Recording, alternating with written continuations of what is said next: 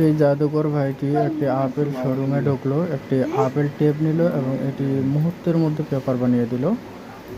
এবং apple showroom তার কাছে বলল যে আপেলটি যে দিলাম কি করলা?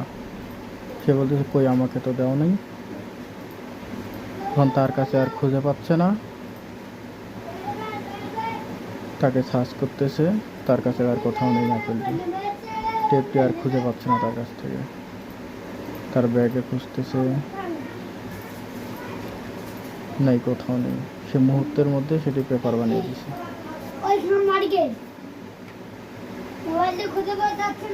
পাওয়া যাচ্ছে না আর।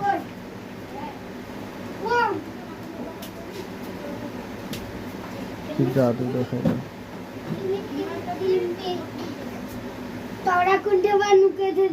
সে এখন পেপারটি নিয়ে দেখেন, পেপারের ভিতরে আপেলটি কি সুন্দরভাবে আছে, এদের ভিতরে দেখেন।